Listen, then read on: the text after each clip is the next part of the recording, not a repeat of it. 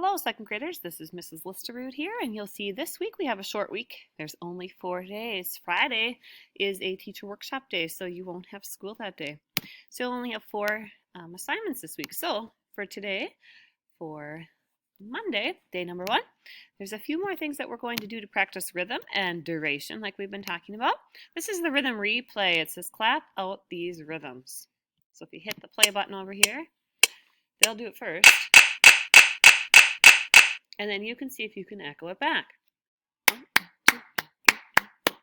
We would usually count T, T, T, T, T, T, T, T.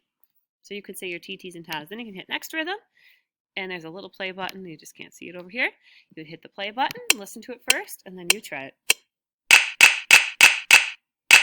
T, T, T, T, ta, ta. That's why it's called the rhythm replay. So you want to just echo it back. Okay, then we have a clap or rhythm. Activity is your next thing. And this is another one where you can just echo it back. So here's your rhythms. There's a play button down here at the bottom. You just can't quite see it. So here it is. Actually, I think they don't clap it. You just clap it. So it'd be like this. Ta, ta, ta. Right. Do it again. Ta, ta. Right. And it's ta, ta, ta. Ta, ta, ta. Ti, ti, ta. Ta. And I would just keep going. If I run out of music, I could start again. Now, when you get to a half note, remember you're just going to clap and then slide. So you say ta, because it's worth 2 beats. And there is some other slides here too, if you click over, that you can practice reading those rhythms. So just clap it as written. Just do it again in that blank spot. And then there is a notes and rest countdown game for your last thing. It says, how quickly can you identify these symbols? Start buttons over here. And right now I am getting timed. Okay, you can't see it, but it's 8th notes. There's another choice down at the bottom. Ooh, that's my quarter rest. So I'll help you with our quiz at the end of the week. And you can also, if you look down here, you can switch this so that you're not on game mode if you wanted to. Oh, I might have to hit reset.